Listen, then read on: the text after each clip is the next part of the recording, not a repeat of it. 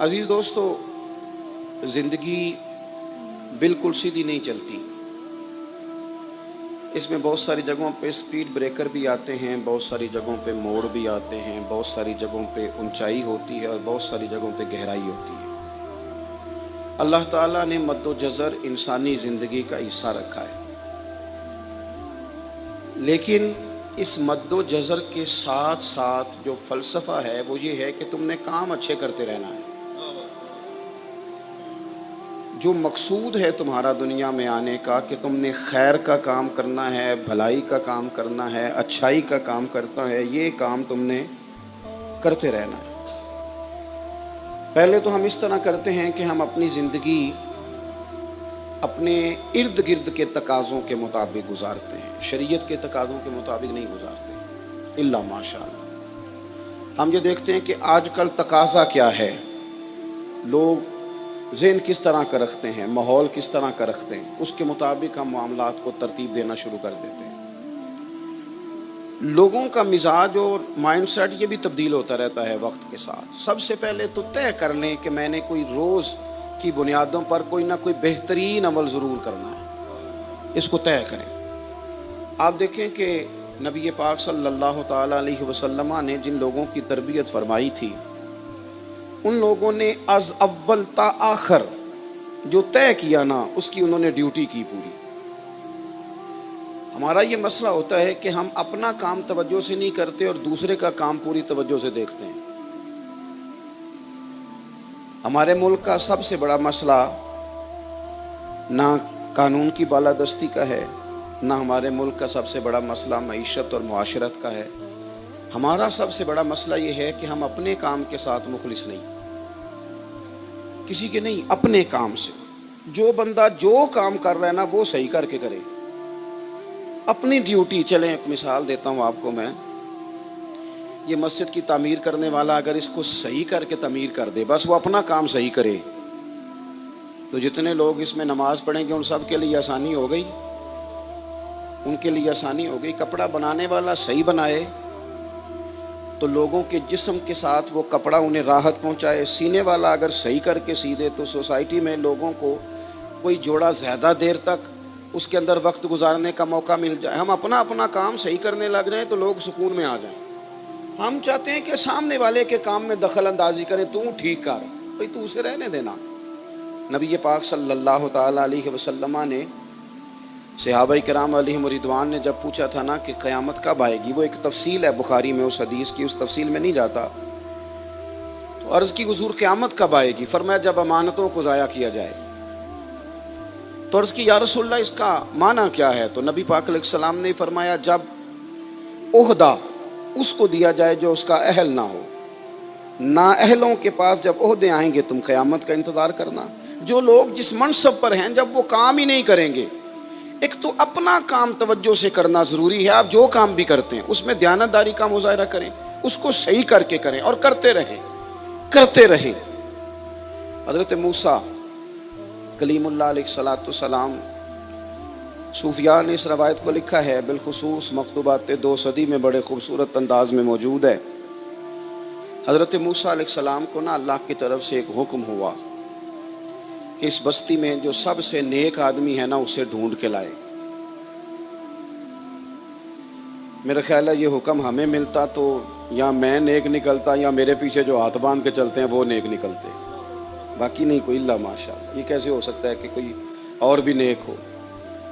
حضرت موسیٰ اللہ کے نبی ہیں. اب مجھے بتائیے جسے حضرت موسیٰ علیہ السلام نیک کہیں گے وہ کتنا کو نیک ہوگا؟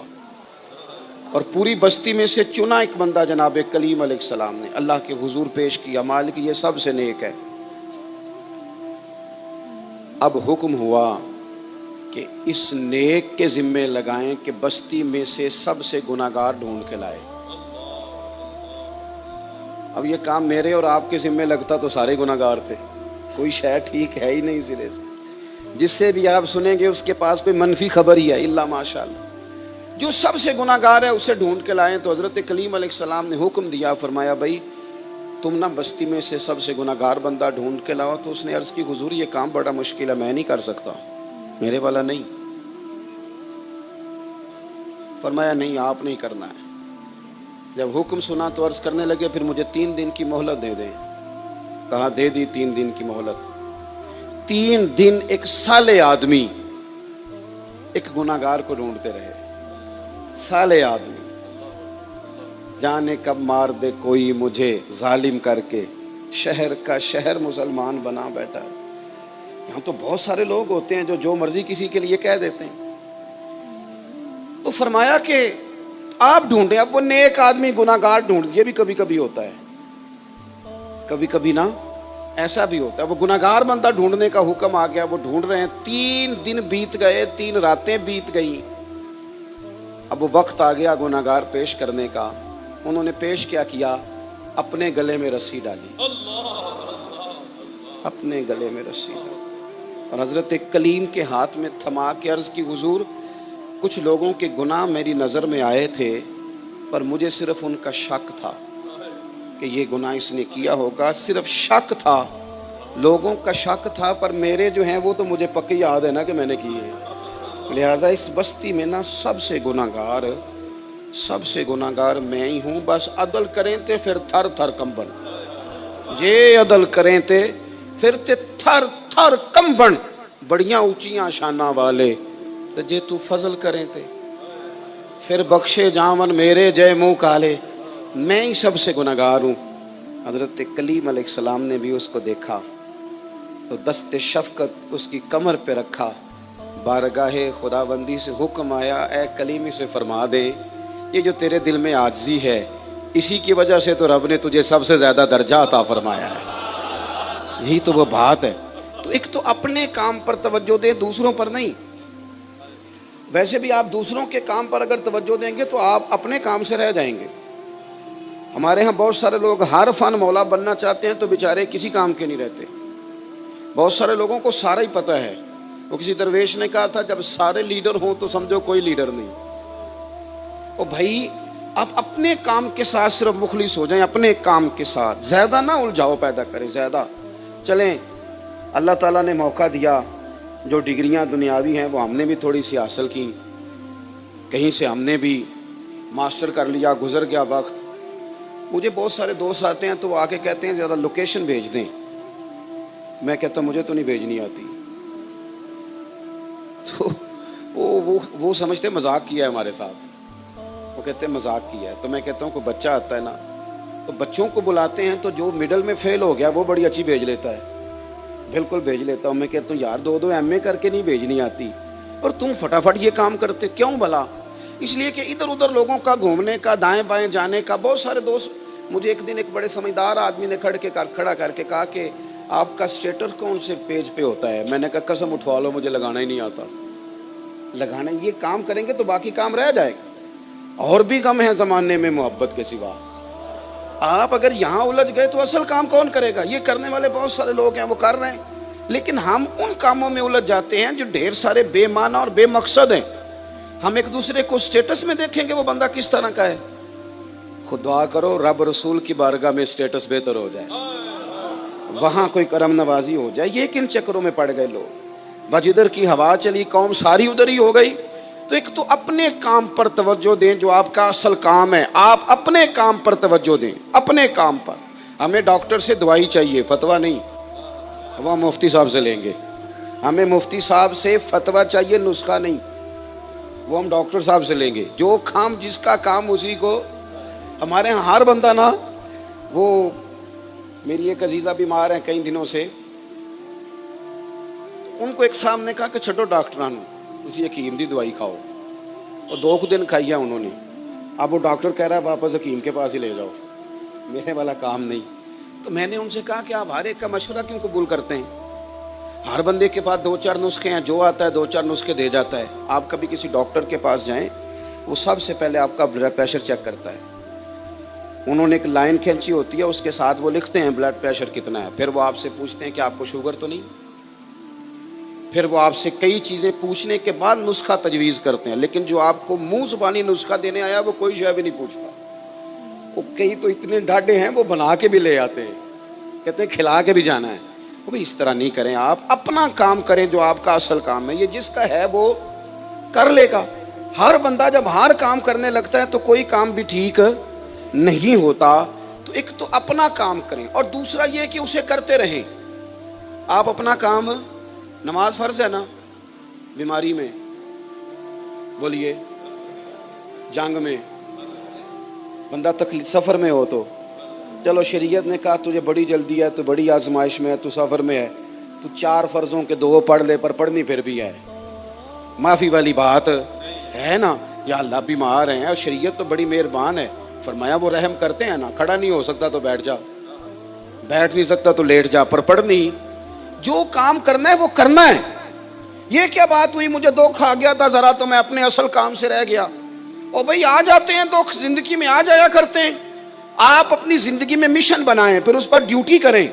دکھ بھی آتے رہیں گے, سکھ بھی آتے رہیں گے, تعریف بھی ہوتی رہے گی, تنقید بھی ہوتی رہے گی, محبت بھی ہوتی رہے گی, اظہار بیزاری بھی ہوتا رہے گا. اپنا کام نہیں چھوڑیں, مقصد والا.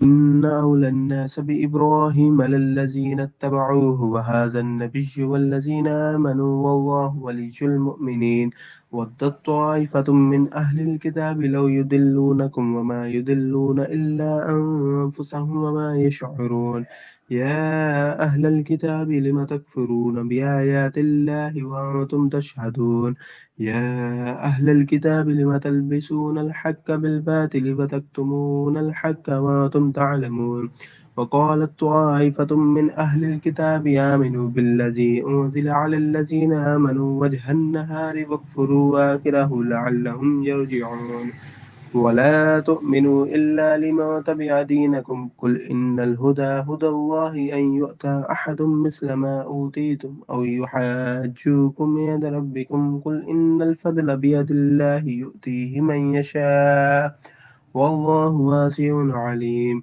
يختص برحمته من يشاء والله ذو الفضل العظيم ومن أهل الكتاب من إن تأمنه بقنطار يؤده إليك ومنهم من إن تأمنه بدينار لا يؤده إليك إلا ما دمت عليه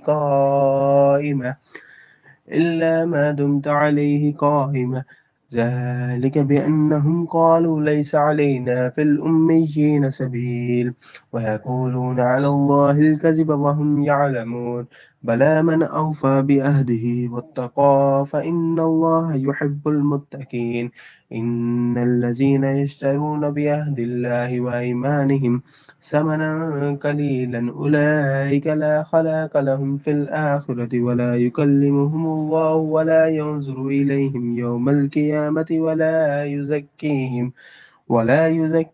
ولهم عذاب عليم وإن منهم لفريقا يلبون ألسنتهم بالكتاب لتحسبوه من الكتاب وما هو من الكتاب ويقولون هو من عند الله وما هو من عند الله ويقولون على الله الكذب وهم يعلمون. کام شروع کریں کے بھی دے دیتا ہے. ہر آدمی ماں باپ کے ذریعے پیدا ہوتا ہے. اگر پیدا کرنا چاہے تو جناب عیسیٰ کو بغیر باپ کے پیدا کر دیتا ہے. اگر پیدا کرنا چاہے تو حضرت آدم کو بغیر ماں اور باپ کے پیدا کر دیتا ہے. جب یقین رکھے, یقین, قرآن مجید پڑھیے. حضرت موسیٰ علیہ السلام فرعون کے دربار میں کھڑے ہیں, چاروں جانب دشمن ہی دشمن ہے. جادوگر آ گئے, انہوں نے سانپ چھوڑے. حضرت موسیٰ کے ہاتھ میں ڈنڈا تھا. حضرت موسیٰ کہتے ہیں یا اللہ کیا کروں؟ تو اللہ تعالیٰ نے فرمایا اپنا سانپ پھینک دو. کہنا چاہیے تھا نا کہ یا اللہ ایک ہی تو شے ہے, اتنے سانپ ہے, بچانے کے لیے ڈنڈا ہے وہ پھینک دوں. ڈنڈا پھینکا جاتا ہے, سانپ کو دیکھ کر کے قابو کیا جاتا ہے. یہ میرا اور آپ کا ذوق ہے نا, لیکن انبیاء کرام کا انداز ملاحظہ کیجئے میرے عزیزو. اللہ فرماتے ہیں ڈنڈا, اے موسیٰ ڈال دے اپنا عصا. پہلے نہیں فرمایا کہ سانپ بن جائے گا, فرمایا بس تو ڈال دے. میں اور آپ ہوتے ہیں تو سام سامنے ہے, ڈنڈا ہاتھ میں ہے, ہم کہیں گے عجیب بات ہے, یہی تو دفاع کی چیز ہے, اسی کو ڈال دوں تو بچوں گا کیسے؟ کہا ڈال دو. تو حضرت موسیٰ نے ڈال دیا. کہا میرے رب کا حکم ہے تو میرے لیے بہتر ہی ہوگا. اللہ فرماتے ہیں جب موسیٰ نے ڈالا تو میں نے اس ڈنڈے کو, اس عصا کو اژدہا بنا دیا. اب کبھی اصحاب بھی اژدہا بنے، کبھی کبھی چھڑی بھی بہت بڑا اژدہا بنی ہے، لیکن قرآن کہتا ہے جناب موسیٰ نے ڈالا تو اللہ نے اژدہا، بلکہ اس سے پیچھے چلیے، عورتیں کمزور یقین کی ہوتی ہیں نا، جناب موسیٰ پیدا ہوئے تو اللہ فرماتے ہیں میں نے موسیٰ کی ماں کے دل میں بات ڈالی، ماں کے دل میں صندوق میں ڈال کے تو اس کو دریا میں بہا دے۔ اور بھائی صندوق میں کہہ سکتے ہیں نا آکسیجن کیسے جائے گی، اور دریا میں بچے بچنے کے لیے ڈالے جاتے ہیں کہ ڈوبنے کے لیے ڈالے جاتے ہیں؟ ماں کے دل میں یقین کمزور نہیں تھا اماں کا۔ انبیاء کے ماں باپ موحد ہوتے ہیں، دین کو ماننے والے، ماں کے دل میں اللہ نے باپ، اللہ قرآن میں کہتے میں نے وحی کی، میں نے القاء کیا، میں نے بات ڈالی۔ حضرت موسیٰ کی ماں کہتی ہے میں نے ڈال کے نا سمندر میں بیٹا، میں نے سمندر میں بیٹا ڈال کے صندوق میں بند کر کے رب کے حوالے کیا۔ آپ فرماتے ہیں میرے مالک کا بھروسہ کیا تو پھر میرے مالک کا کام دیکھو، کمال دیکھو، میں نے دریا میں ڈالا، اللہ نے فرعون کے گھر میں میرے بیٹے کی پرورش کرا دی۔ یہ یقین کہ حضرت موسیٰ کے پاس قوم آئی، قرآن پڑھیے، کہا جناب پانی چاہیے، وَإِذِ اسْتَسْقَىٰ مُوسَىٰ لِقَوْمِهِ، موسیٰ نے اپنی قوم کے لیے پانی مانگا، ہم نے کہا فَانْفَجَرَتْ مِنْهُ اثْنَتَا عَشَرَةَ عَيْنًا، اپنا ڈنڈا پتھر پہ مارو۔ عقل والا آدمی ہوتا تو اڑ جاتا، کہتا یا اللہ پتھروں سے بھی کبھی پانی نکلا ہے؟ اضرب بعصاک الحجر، مارو پتھر پر ڈنڈا۔ اللہ کے نبی نے منٹ نہیں لگایا، ٹھا کر کے ڈنڈا لگایا۔ فَانْفَجَرَتْ مِنْهُ اثْنَتَا عَشَرَةَ عَيْنًا، اللہ فرماتے ہیں جناب موسیٰ نے ایک عصا مارا، میں نے 12 چشمے جاری کر دیے۔ تو لے تو لا اللہ کرتا ہے، اللہ کہتا ہے پڑھ نماز روزی دوں گا، کہتا ہے سوچتا ہوں۔ اللہ فرماتا ہے آجا مسجد میں تیرا ہو جاؤں گا، کہتا ہے دیکھتا ہوں۔ رب فرماتا ہے تو میرے محبوب کی غلامی کر، میں تجھے محبوب بنا لوں گا۔ تو کہتا ہے تھوڑا بڑا ہو کے داڑھی رکھنی ہے، ابھی سیانا ہو کے میں ذرا سرٹیفکیٹ لے لوں اسرائیل سے کہ کتنے سالوں کے بعد آئیں گے، پھر شروع کروں گا۔ پروگرام بنا رہا ہے، ابھی تو ارادے میں ہے اللہ کے پیغمبر کا ڈنڈا، اور اس سے زیادہ آگے بات ہو گئی۔ پیچھے فوج لگی ہوئی ہے فرعون کی، مجمع ہے، ہزاروں لاکھوں کا لشکر لے کے، تلواریں، نیزے، فرعون پیچھے، آگے دریا آ گیا۔ حضرت موسیٰ علیہ السلام کھڑے ہیں، اب کدھر جائیں؟ اللہ پاک نے فرمایا مارو ڈنڈا۔ کہاں؟ پانی پہ ڈنڈا مارو۔ اب حضرت موسیٰ علیہ السلام پانی پہ ڈنڈا مارے تو پانی ابھرے گا، اس سے زیادہ کیا ہوگا؟ پہلے پتھر پہ ڈنڈا مروایا تو پانی نکلا، اب پانی پہ ڈنڈا مروایا، فَإِذْ فَرَقْنَا بِكُمُ الْبَحْرَ فَأَنْجَيْنَاكُمْ وَأَغْرَقْنَا آلَ فِرْعَوْنَ۔ اللہ فرماتے ہیں موسیٰ نے پانی پہ ڈنڈا مارا تو میں نے پانی میں رستے بنا دیے۔ ایک جگہ ڈنڈا مارا تو پانی نکل آیا، دوسری جگہ عصا مارا تو پانی خشک ہو گیا، 12 چشمے بن گئے، 12 رستے بن گئے دریا میں سے۔ حضرت موسیٰ علیہ السلام گزر گئے، اور اللہ فرماتے ہیں فرعون بھی آیا تو اسے میں نے غرق کر دیا، اور وہ کھڑا دیکھتا ہی رہ گیا کہ بنا کیا ہے۔ یہ تو بات ہے حضرت موسیٰ کی، میرے مصطفیٰ کے غلام۔ حضرت سعد بن ابی وقاص قادسیہ کی جنگ کے لیے نکلے، رستے میں دریائے نیل آ گیا۔ حضرت سیدنا سعد بن ابی وقاص اب کہاں سفر طے کر کے آئے، کہتے ہیں پتہ ہی نہیں تھا کہ دریا آ جائے گا، اب دور دور تک پل کوئی نہیں۔ صحابہ کہتے ہیں دشمن للکار رہا، حضرت سعد بن ابی وقاص دریا کنارے کھڑے ہوئے، ایمان، یقین اور استقامت، ڈٹ گئے، کہنے لگے او دریا، اگر تو حضرت موسیٰ کی نافرمان قوم کو رستہ دے سکتا ہے، محمد عربی کے وفادار نوکر ہیں، ہم تو رسول اللہ کے ماننے والے ہیں، دشت تو دشت ہے، دریا بھی نہ چھوڑے ہم نے، بحر ظلمات میں دوڑا دیے گھوڑے ہم نے، فرمایا چھوڑ رستہ۔ صحابہ کہتے ہیں اس وقت ہم نے نعرے لگائے جب دریا نے رستہ ہی چھوڑ دیا۔ کہتے ہیں پھر اللہ رسول پر ہم ذکر کرنے لگے، درود پڑھنے لگے، دریا سے رستے بن گئے. فرماتے ہیں 10,000 کا لشکر گزر گیا. اس پار جب گیا نا تو حضرت سعد بن ابی وقاص نے پھر مجمع پہ نظر ڈالی. فرمایا کسی کی کچھ ہے تو نہیں رہ گئی پانی میں، کوئی دریا میں چیز تو نہیں رہ گئی. ایک صحابی کہنے لگے میرا مٹی کا پیالہ رہ گیا ہے. یار ذرا دیکھیے انداز دیکھیے، مٹی کا پیالہ. او یار چھوڑ پرا، مٹی کا پیالہ کیا ہوتا ہے؟ اب تو مٹی کے پیالے کی بات کرے گا. چھوڑ دے، کیا کرتا ہے؟ اس نے کہا پیالہ میرا رہ گیا ہے.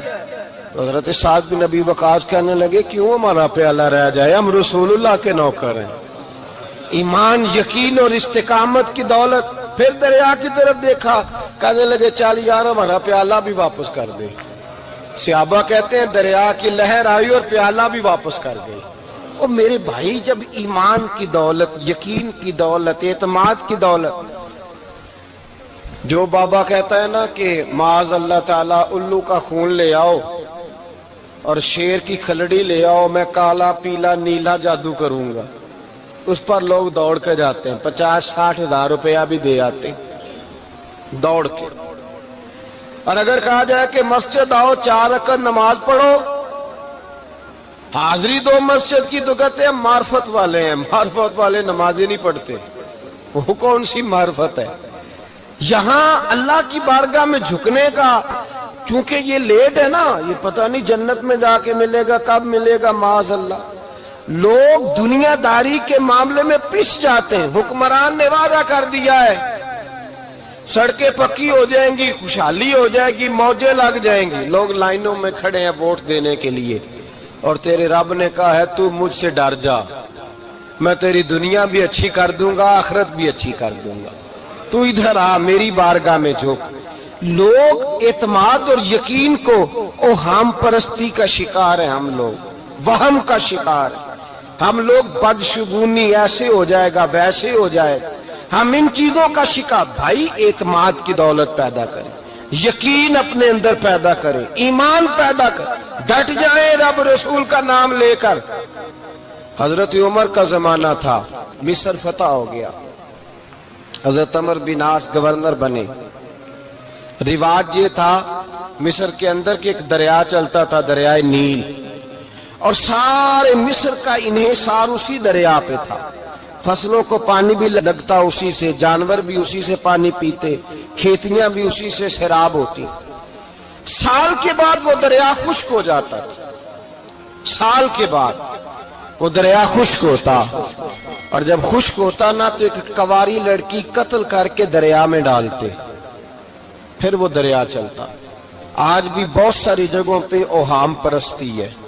کہتے ہمارے آستانے کا طریقہ ہے. میں نے کہا آستانے کا، اس آستانے کا طریقہ ہوتا ہے جس آستانے کا تعلق در مصطفیٰ سے ہوتا ہے. باقی کسی آستانے کا اپنا کوئی ذاتی طریقہ نہیں. طریقہ وہ جو میرے نبی پاک کا طریقہ ہے، اس سے ہٹ کر کون سا طریقہ ہے؟ ہمارے آستانے کا طریقہ ہے، ہماری یہ رسم ہے، ہمارا یہ رواج ہے. اٹھا کے بھاگ جاؤ رسم و رواج. ہمارے رسم و رواج رسول اللہ کی سنت کے پابند ہے. سارے بولیے صلی اللہ ہو، پھر ایک دفعہ پڑھیے درود شریف صلی اللہ ہو، 3 دفعہ کر لیں تاکہ طاق اداد ہو جائے. صلی اللہ ہو نبی پاک صلی اللہ علیہ وسلم کا طریقہ اصل طریقہ ہے. حضرت عمر فاروق کو جناب عمر بن عاص، اور کہتے ہیں کہ پکا طریقہ یہ تھا کہ جب تک لڑکی قتل کر کے ڈالتے نہیں تھے دریا چلتا نہیں تھا. حضرت عمر کو خط لکھا کہ حضور یہ معاملہ ہے، اور لوگ مجھے یہی کہتے ہیں. میں نے لوگوں کو سمجھایا ہے کہ اسلام ظلم کا حکم نہیں دیتا، ظلم کی اجازت نہیں دیتا، کیسے لڑکی قتل کی جائے. اب آپ بتائیں کیا کرنا ہے؟ حضرت عمر ایمان، یقین، استقامت، پہاڑ ہے یہ لوگ. حضرت عمر نے 2 خط لکھے، ایک حضرت عمر بن عاص کے نام، دوسرا دریائے نیل کے نام. 2 خط لکھے، ایک خط لکھا دریا کے نام، ایک خط لکھا عمر بن عاص گورنر کے نام. گورنر کے نام خط لکھا تو فرمایا جتنے یہودی ہیں، عیسائی ہیں، کمزور ایمان والے، سب کو دریائے نیل پہ لے جا اور میرا یہ دوسرا خط دریا میں ڈال دے اور سب کے سامنے ڈالنا. کہتے ہیں یہ خط تو پڑھنا چاہے تو تجھے اجازت بھی ہے. سنیے اور سر دھنیے اور سوچئے کہ اصل کمزوری کہاں آئی ہے. رمضان کے سب سے پہلے جمعے میں سب سے اہم موضوع چھیڑا ہے. کمزوری اور نقص واقعہ کہاں ہوا ہے؟ حضرت سیدنا عمر بن خطاب رضی اللہ تعالیٰ عنہ نے دریا کو مخاطب کر کے لکھا، او دریا، اگر تو کہتا ہے نا کہ لڑکی قتل کر کے پھینکی جائے گی تو میں رسول اللہ کا ماننے والا ہوں، میں ظلم نہیں ہونے دوں گا. ہمیں تیرے پانی کی ضرورت ہی کوئی نہیں، تو بے شک پانی نہ دے. اور اگر تو اللہ کے حکم سے بہتا ہے، اگر تو اللہ کے حکم سے بہتا ہے تو پھر اللہ کا بندہ اور مصطفیٰ کا غلام عمر تجھے حکم دیتا ہے کہ فوراً بہنا شروع کر دے، فوراً منٹ نہ لگانا. حضرت سیدنا عمر بن عاص فرماتے ہیں لشکروں کے لشکر لے کے میں دریائے نیل پہ پہنچا اور بڑے مجمع میں جناب عمر کا خط میں نے ڈالا تو دریا نے بہنا شروع کر دیا. فرماتے ہیں دریا بہنے لگا اور غیر مسلم کلمہ پڑھنا شروع ہو گئے. لوگ مجھے کہنے لگے کیا دکھایا ہے جو کلمہ پڑھ رہے ہیں؟ تو میں نے کہا دکھایا کچھ بھی نہیں، یہ حضرت عمر کے ایمان کی قوت کی برکت ہے کہ بہت سارے لوگوں نے کلمہ پڑھنا شروع کر دیا. یہ ایمان کی قوت. ڈرو مسلمان، سہما ہوا مسلمان. یہ کبھی امریکہ کے پیچھے بھاگتا ہے، کبھی یورپ کے پیچھے بھاگتا ہے، کبھی ادھر جاتا ہے، کبھی ادھر جاتا ہے. اپنی دنیا آپ پیدا کر اگر زندوں میں ہے. سر آدم ہے، ضمیر کن فقہ ہے زندگی. جب ایمان کی طاقت پیدا ہوتی ہے، جب قوت پیدا ہوتی ہے، پھر انسان کے اخلاق سمجھ جاتے ہیں، پھر اس کا نظریہ سیدھا اللہ رسول کی ذات پر جا کے کھڑا ہوتا ہے. جنہیں آزمایا گیا تھا حضرت ابو بصیر رضی اللہ تعالیٰ. ہمیں تو تھوڑا سا جھٹکا لگ جائے نا مذہب کا، تھوڑا سا لوگ دین کی طرف آتے ہیں، اس میں نا تھوڑی تکلیف ہے. صحیح بخاری کی حدیث، اس میں تکلیف ہے، سچ کہہ رہا ہوں، صحیح بخاری کی حدیث ہے. ایک صحابی نے کہا تھا حضور میں آپ سے پیار کرتا ہوں. نبی پاک نے فرمایا اچھی طرح سوچ لے. سونے نہیں پیار ہے. فرمایا چل پھر سوچ لے. حضور بڑا پیار. میں سوچ لے. کہا محبوبہ بڑا پیار ہے. نبی پاک نے فرمایا پھر تیاری کر لے. جس طرح گہری جگہ پہ پانی تیزی سے آتا ہے تیری طرف مشکلات بھی تیزی سے آئیں گی، تیزی سے. یہ شہادت گاہ الفت میں قدم رکھنا. لوگ آسان سمجھتے ہیں مسلمان ہونا. ذرا اچھی طرح سوچ لے. جو مجھ سے محبت کا دعویٰ کرے گا اسے تکلیف ہے، بولو اسے تکلیف ہے. یہ پکی بات. جو محبت میں مخلص ہو وہ دیکھ لے میں آزمائش میں کتنا ہوں. تو اگر کوئی کہتا ہے نہیں مذہب میں جائیں گے تو موجیں لگ جائیں گی، تو یہ بات درست نہیں ہے. یہ تو بڑا مشکل کام ہے. یہ تو اس سے پوچھو نا جو اس منصب پہ ہے. ایک کٹھن مرحلہ، کٹھن. یہ شہادت گاہ الفت میں قدم رکھنا. لوگ آسان سمجھتے ہیں مسلمان ہونا، روتا ہے فلک برسوں، پھر جا کے یہ حالات درست ہوتے ہیں. تو بھائی یاد رکھیں اور سمجھیں. حضرت ابو بصیر رضی اللہ تعالیٰ عنہ نبی پاک صلی اللہ علیہ وسلم نے نہ طے کر لیا کفار کے ساتھ. حدیبیہ کی جنگ ہوئی تو فرمایا اگر کوئی مسلمان مکے چلا جائے گا تو کافر کہنے لگے ہم واپس نہیں کریں گے، اور اگر کوئی کلمہ پڑھنے والا ستایا ہوا مسلمان مدینے آئے گا تو مسلمانوں کو واپس کرنا پڑے گا، کرنا پڑے گا. مسلمان اپنا بندہ نہیں رکھ سکتے. اور مسلمانوں کا کچھ شخص غلطی سے بھی مکے چلا گیا تو مکے والے واپس نہیں کریں گے. حضرت ابو بصیر رضی اللہ تعالیٰ عنہ صحابی تھے. باپ نے، بھائی نے، محلے والوں نے قید کیا ہوا تھا کلمہ پڑھنے کی وجہ سے. پیروں میں زنجیریں تھیں، بیڑیاں تھیں. کسی طریقے سے جیل توڑ کے دوڑے مدینے پہنچے. کہتے ہیں رستے میں کسی آدمی کے ساتھ گھوڑے پہ کچھ دیر بیٹھا پھر پیدل چلا. صحابہ کہتے اتنا دردناک منظر بڑا کم ہم نے دیکھا. ابو بصیر جس گلی سے گزرتے وہاں خون پھیل جاتا، ان کی ٹانگیں خون سے کٹتی، وہ زنجیریں بندھی ہوئی. در رسول پہ حضور میں بھاگ کے آیا ہوں. کہتے ابھی نبی پاک صلی اللہ علیہ وسلم ان کی بات سن ہی رہے تھے کہ پیچھے سے قریش کے 2 سپاہی بھی آ گئے. کہنے لگے یہ بھاگ کے آیا ہے اور آپ کا وعدہ تھا کہ آپ واپس کریں گے. چشم زدن میں ذرا سوچنا، چشم زدن میں تھوڑی دیر کے لیے غور کرنا کہ ہمیں ہمارا استاد ہمارا پیر دھتکار دے کے جا دوڑ جا، تو کہتے ہیں بسم اللہ جناب یہ جا رہے ہیں. ایمان کی پختگی دیکھیں، اس نے تو ہمیں نکال ہی دیا جی، وہ کیسا بندہ ہے. یہاں تو کسی کے یہاں کوئی فاتحہ پڑھنے نہ جائے تو لوگ بگڑ جاتے ہیں.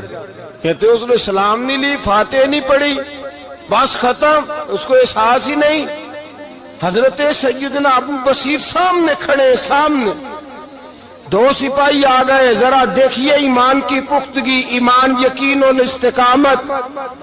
امام بہقی نے دلائل کے اندر لکھا ہے، فرماتے ہیں نبی کریم صلی اللہ علیہ وسلم نے ان کی طرف دیکھا تو حضور کی مقدس آنکھیں آنسوؤں سے بھر گئیں. حضور نے فرمایا ابو بصیر تیری تکلیف مجھے نظر آ رہی ہے، پر میں نے وعدہ کیا ہوا ہے، میں نے وعدہ. بھئی یہاں ڈٹ کے رہنا بڑا مشکل ہے، یہاں قائم رہنا بڑا کٹھن مرحلہ ہے. یہاں آزمائش کے موقع پر دین پر انہوں نے تو رکھا ہی نہیں. لوگ تانے دیتے ہیں، باتیں کرتے ہیں، رکھا ہی نہیں، تو پھر ان کا بنتا ہے. حضور نے فرمایا تجھے جانا پڑے گا.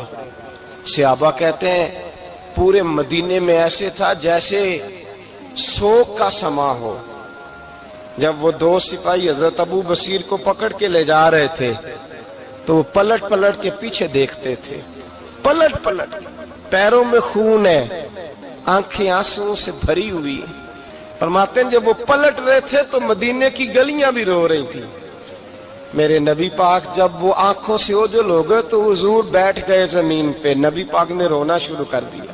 فرمایا اللہ تو نے اس شخص کی مدد فرمانی ہے، اس پر کرم کرنا ہے، اللہ اس کا خیال فرمانا. اس کے لیے دعا کی. حضور روئے. حضرت ابو بصیر باہر نکلے تو وہ جو کافر تھے نا وہ کہنے لگے تو بڑا بنتا تھا ان کا، انہوں نے تجھے رکھا نہیں، تجھے رکھا بھی نہیں.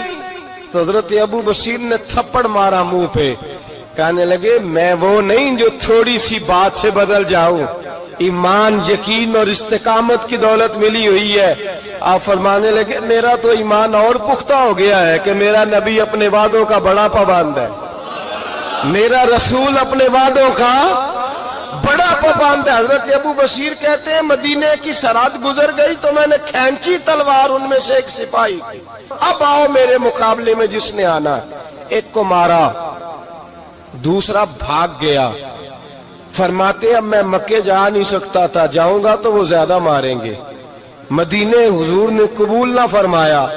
فرماتے ایک جنگل میں جا کے العیس نام کی ایک بستی تھی، وہاں ڈیرا لگا لیا. دریا کے کنارے پانی پی لیتا، پتے کھا لیتا. تن تندور ہڈاں دا بالن تے اسی ہاواں نال تپایا.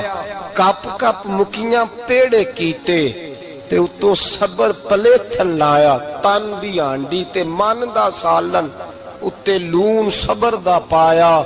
غلام فریدا وے میں ساری تیری، غلام فریدا وے میں ساری تیری، تینوں اجے یقین نہیں آیا. فرماتے سالوں پتے کھائے، اب جو بھی وہاں سے تانگ ہوتا وہ میرے پاس آ کے پناہ لیتا. جس کو مکے والے مارتے میرے پاس آ کے کہتے تانے دینے والے آ کے کہتے ہو تم کس طرح کے نوکر ہو، تمہیں تو انہوں نے رکھا ہی نہیں. ہم نے کہا چپ کر جا، وہ ہمارے آقا ہیں، وہ ہمارے آقا ہیں. رکھیں تب بھی ٹھیک ہے، نہ رکھیں اللہ اکبر. ایمان دیکھو، قوت دیکھو. جیڑیاں خسماں دی وچ رضا بسن پاگ جاگ جاندے اونا گولیاں دے تے میں گڈی ہتھ ڈور سجن دے. او جنج رکھے اونج رہنا واجب نہیں جے وچ شریعت مندہ خسم نو کہنا. فرمایا بس ٹھیک ہے، جس طرح حضور راضی ویسے ہی ہم راضی. حضرت ابو بصیر رضی اللہ تعالیٰ عنہ کے پاس 300 صحابہ کٹھے ہو گئے. 300. حضرت ابو بصیر جب مدینے کی سرحد سے گزر رہے تھے نا تو نبی پاک نے ایک آواز دی تھی. فرمایا ابو بصیر ایک وقت آئے گا کہ میرا پیغام تجھ تک پہنچے گا، ایک ٹائم آئے گا. حضرت ابو بصیر سے جب کوئی کہتا نا کہ زندہ کس بات پہ ہو؟ تو فرمانے لگے مصطفیٰ کے فرمان پہ بڑا یقین ہے، بلاوا آئے گا، مجھے بلاوا، مجھے یقین ہے کہ مجھے بلاوا، بڑی امید ہے سرکار قدموں میں بلائیں گے، اور کرم کی جب نظر ہوگی مدینے، مجھے یقین ہے کہ مجھے بلاوا۔ حضرت ابو بصیر رضی اللہ تعالیٰ عنہ فرماتے ہیں کہ وقت گزرتا گیا، 300 لوگ اکٹھے ہو گئے۔ جب کوئی مسلمانوں کا قافلہ مکے کے پاس سے گزرتا تو مکے والے لوٹ لیتے تھے۔ حضور نے بھی اجازت دی مدینے والوں کو، اگر ان کا قافلہ کوئی آئے تمہیں بھی حملے کی اجازت ہے، کفر کا مال مال غنیمت ہے۔ حضرت ابو بصیر کہتے ہیں جب بھی ہمارے قریب سے وہ رستہ تھا شام کی طرف جانے کا، جب بھی کافر گزرتے ہم ان کے قافلے پکڑ لیتے، لوٹتے، ہم بھی ان کو اس طرح کی سزا دیتے جو مسلمانوں کو دیتے تھے۔ فرماتے ان کا جینا محال ہو گیا، ہاتھ باندھ کے نبی پاک کی بارگاہ میں گئے، کہنے لگے یہ شرک ختم فرما دیں اور آپ ان کو بلا لیں، بلا لیں۔ حضرت ابو بصیر فرماتے میں بوڑھا آدمی تھا، دن بھر میں کام کرتا، محنت کرتا، اس علاقے میں کھیتی باڑی کرتا، جب رات ہوتی تو میں کسی پہاڑ کے ٹیلے پہ بیٹھتا اور مدینے کی جانب منہ کر لیتا، اور میں انتظار کرتا بلاوا کب آئے گا، کب حضور کا پیغام آئے گا، میں انتظار کرتا۔ حضرت ابو بصیر رضی اللہ تعالیٰ عنہ بیمار ہو گئے، شدید بیمار، سخت بیمار تھے، تو قریش نے شیخ ختم کی۔ حضرت ابو ہریرہ کہتے ہیں نبی پاک نے 2 صحابہ کو رکا دیا، فرمایا جاؤ اسے جا کے کہو آ جائے، اسے کہو آ جائے۔ صحابہ کہتے ہیں ہم پہنچے تو ان کا آخری وقت چل رہا تھا، آخری ہجکیاں تھیں، ایمان اور یقین دیکھو، آخری ہجکیاں۔ لوگ کہتے ابو بصیر وقت آ گیا، وہ کہتے نہیں ابھی وقت نہیں آیا، وقت تب آئے گا جب نبی پاک کا بلاوا آئے گا۔ حضور کا وعدہ تھا وقت تب آئے گا جب میرے نبی کا بلاوا آئے گا، ابھی بلاوا نہیں آیا، تو ابو بصیر کا وقت بھی نہیں آیا۔ صحابہ کہتے ہم نے جا کے رکا، تھمایا، اٹھنے کی بھی طاقت نہیں تھی۔ جب حضور کا رکا لیا نا تو دونوں یوں مٹھیاں بند کر لی، گویا جھوم جھوم کے نعرے لگانے لگے آؤ نبی کے وعدے کتنے سچے ہیں، آؤ دیکھو حضور کے وعدے، چومتے حضور کا نامہ، سر پہ رکھتے، سینے سے لگاتے، اور کہتے ہیں پھر بلند آواز سے کلمہ پڑھنے لگے، کہنے لگے حضور میں حاضر ہوا، یا رسول اللہ میں آیا، کہتے بلند آواز سے کلمہ پڑھا اور ان کی روح پرواز کر گئی، ان کی روح پرواز کر گئی۔ نبی رحمت صلی اللہ علیہ وسلم کے غلاموں کا یقین، اعتماد اتنے اعلیٰ درجے کا، کمزور مسلمان، دائیں بائیں دیکھتا مسلمان، کفر کے وعدوں پر اعتبار کرتا، یہودی عیسائی اور سکھ کے وعدوں پر اعتبار کرتا، دنیا دار ٹھگ اور چور کے وعدوں پر اعتبار کرتا، یہ رب کریم کے وعدے پر اعتبار نہیں کرتا، یہ اللہ رسول کے ساتھ اپنی توجہ کو مبذول نہیں کرتا۔ میرے رسول کریم سید عالم صلی اللہ علیہ وسلم کے غلاموں نے اعتماد کر کے، یقین کر کے ہمیں بتلایا ہے کہ جب تیرے پاس یقین کی دولت ہوتی ہے پھر تو دنیا کا طاقتور آدمی ہوتا ہے، جب تیرے پاس ایمان کی قوت ہوتی ہے تو دنیا کا سب سے مضبوط شخص ہوتا ہے۔ اپنے آپ کو مضبوط کریں، اپنے اندر ایمان کی توانائی پیدا کریں، یہ جھوٹے وعدوں پر، جھوٹی تسلیوں پہ اپنے آپ کو زندہ نہ رکھیں، نہ دیکھیں دائیں بائیں کیا ہو رہا ہے، توجہ سیدھی اللہ رسول کی جانب رکھیں، مضبوط ایمان پیدا کرے، تگڑا دانائی والا۔ اللهم صل على محمد وعلى آل محمد كما صليت على إبراهيم وعلى آل إبراهيم إنك حميد مجيد اللهم بارك على محمد وعلى محمد كما باركت على إبراهيم وعلى آل إبراهيم إنك حميد مجيد. حضرت موسیٰ کلیم اللہ علیہ السلام کا زمانہ مبارکہ تھا. قحط پڑ گیا، بارش نہیں ہوتی. ہم لوگ نا اب تو خیر ہمارے پاکستان میں تو ٹیبل ٹاک ہوتی ہے، ٹاک شو ہوتے ہیں. ہمارے ہاں تو پتہ کیا جاتا ہے کہ بارش ہو کیوں نہیں رہی. پھر اس پہ یہ ہوتا ہے کہ دھواں بڑا چڑھ گیا ہے، حالات بڑے خراب ہیں، فلاں ایسے ہو گیا قحط کا. ہم تو اسباب تلاش کرتے رہتے ہیں نا جی، فوق بہت زیادہ ہے، فلاں چیز ایسے ہے، فلاں چیز ایسے. ہم تو یہ تلاش کرتے رہتے ہیں. وہ لوگ یوں نہیں کرتے تھے، وہ سیدھے جا کے مصلوں پہ بیٹھتے تھے. اس لیے کہ وہ کہتے تھے جب رب چاہتا ہے تو پھر کوئی چیز کسی چیز کو روک سکتی. وہ سیدھے مصلے پہ بیٹھتے. اعلیٰ حضرت فاضل بریلوی رحمۃ اللہ علیہ کے پاس ایک مولانا محمد حسین آئے، وہ فلکیات کے بڑے ماہر تھے. تو اعلیٰ حضرت نے فرمایا ذرا ستاروں کا حساب لگا کے دکھاؤ بارش کب ہوگی. کہنے لگا پورا مہینہ تو نہیں ہوگی. تو اعلیٰ حضرت رحمۃ اللہ علیہ فرمانے لگے کہو کہ میرا علم کہتا ہے مہینہ نہیں ہوگی، اللہ چاہے تو ابھی ہو سکتی ہے. کہنے لگا جی وہ تو ٹھیک ہے پر میرا علم. وہ جیسے روز لوگوں نے پیر نیٹ ٹو حسین شاہ صاحب نہیں کھولے ہوتے کہ بارش کب آئے گی، اور اس کی طرف نہ دیکھ، مصلے پہ بیٹھ، مہربانی کر مصلے پہ بیٹھ، اللہ کی بارگاہ میں حاضر ہو، اسے معافی مانگ، اسے منا تاکہ وہ رحمت کی بارش. کہنے لگا جی میرا علم کہتا ہے. تو اعلیٰ حضرت فرمانے لگے پھر وہی بات، تو کہ اللہ چاہے تو بارش ابھی.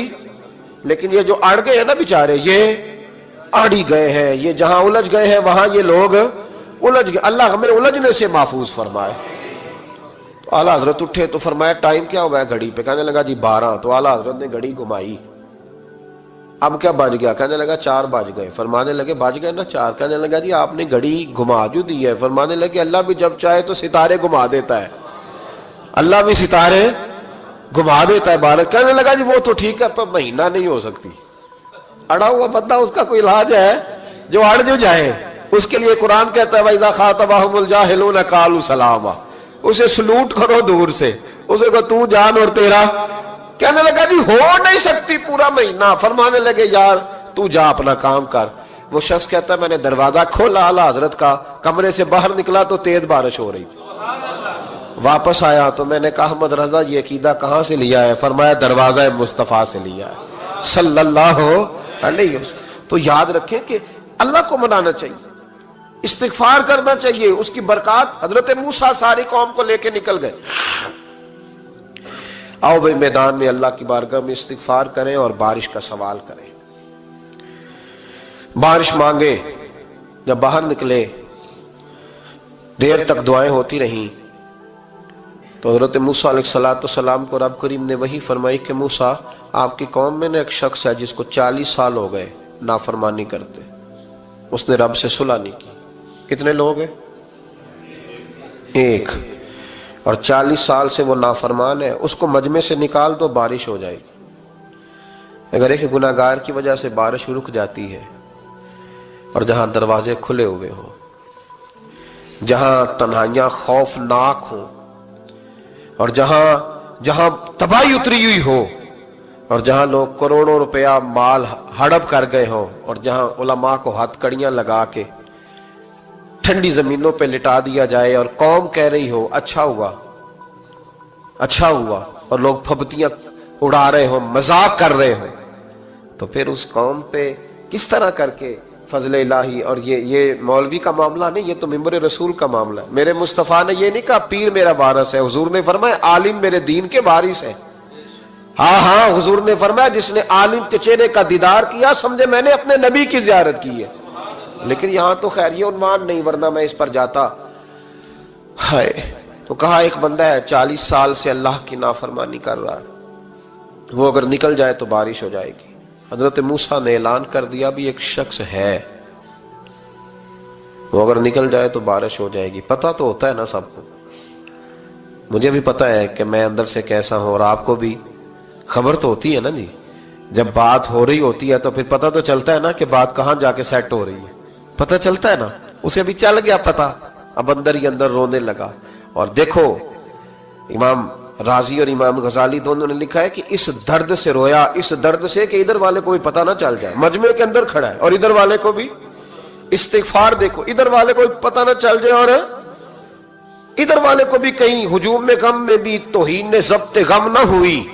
ہم اس احتیاط سے روئے کہ آنکھ نم نہ ہوئی, ہجوم میں غم میں بھی توہین نے ضبط غم نہ ہوئی. ہم اس احتیاط سے روئے کہ آنکھ نم نہ ہوئی, روئے بھی پر کسی کو وہاں سنی دیکھنے دیے. اب اس درد سے کہتا ہے اللہ تو تو معاف کرنے والا ہے نا, تو تو معاف کرتا ہے, پردہ پوشی کرتا ہے. اور مالک اگر لوگوں کو پتہ چل گیا تو میرے تو بچوں کا بھی جینا حرام کر دے گا. یا اللہ میری تو آنے والی نسل بھی تڑپ کے وقت گزارے گی. مالک تو معاف کر دیا کرتا ہے, لوگ نہیں معاف کرتے. اے اللہ یہ میری خوبیاں بھول جائیں گے, میری خامیوں پر بات. مالک میں یہ ذلت نہیں برداشت کر سکتا, فضل فرما. حضرت موسیٰ نے دوبارہ اعلان کیا, نکلتے ہو کہ نہیں نکلتے؟ پھر تڑپا, خداوندا مجھے بے آبرو نہ کر, یہ ذلت اور رسوائیاں یہ نہیں برداشت ہوتی. اللہ درگزر. حضرت موسیٰ نے تیسرا اعلان کیا, نکلتا ہے یا میں پھر اس کا نام لوں؟ اللہ سے پوچھ کے نام لوں اس کا, بتاؤ کون ہے؟ اب تو تڑپ گیا, کہنے لگا مالک میں تیری بارگاہ میں استغفار کرتا ہوں, آئندہ نہیں کرتا, آئندہ نہیں کرتا. یہ لفظ ادا کیے, بندہ کوئی بھی نہیں نکلا. رب کریم نے بارش عطا کر دی, تیز بارش. جب برسی نا تیز بارش, لوگ تو می دیکھ کے دوڑ گئے. تو حضرت موسیٰ کہنے لگا یا اللہ مجھے بھی تو بتا, تو نے کہا تھا کہ جب تک بندہ نہیں نکلتا بارش نہیں ہوگی. تو نکلا کوئی بھی نہیں, بارش ہو گئی, ماجرا کیا ہے؟ تو رب کریم نے فرمایا موسیٰ بس اس نے مجھ سے صلح کر لی, اس نے مجھ سے صلح کر لی. اور امام غزالی نے لفظ لکھے, حضرت موسیٰ نے پوچھا, حالانکہ اللہ اپنے نبیوں کو غیب کے خزانے دیتا ہے, پوچھا کہ اے اللہ مجھے اس کا نام بتا دے. تو رب کریم نے فرمایا موسیٰ جب گناہگار تھا تب نہیں کسی کو بتایا, جب پاپی تھا تب نہیں بتایا, جب مجرم تھا تب نہیں بتایا, اب کیسے بتا دوں؟ فرمایا اس کی میری صلح ہو گئی ہے. اور فرمایا جو بارش نہیں نہ ہو رہی تھی وہ بھی اس کی وجہ سے نہیں ہو رہی تھی, اب جو ہوئی ہے نا تو یہ بھی اسی کی وجہ سے ہوئی ہے. یہ بارش اب جو ہوئی ہے تو یہ بھی یہ اس گناہگار کے سبب سے. اپنی راتیں اللہ کے ساتھ گزارے, مصلی پہ بیٹھے. میرے صاحب رحمۃ اللہ علیہ سے جب کوئی کہتا نا کہ بڑا پریشان ہوں تو کچھ بتائیں, تو فرماتے آج رات مصلی پہ بیٹھ کے اپنے رب سے بات کرنا, میں بھی بات کروں. بندوں کو دکھ بتانے سے عزت میں کمی آتی, اور اگر اللہ کو بندہ اپنے دکھ بتائے تو اللہ عزتیں بڑھا دیتا ہے. ترمذی شریف کی حدیث ہے, نبی پاک علیہ السلام نے فرمایا اگر تو دنیا داروں کو دکھ بتائے گا تو اللہ تجھے غنی نہیں کرے گا, اور اگر تو اپنے رب کو بتائے گا تو اللہ بڑی جلدی تجھے دنیا سے بے نیاز کر دے. تجھے لوگوں کی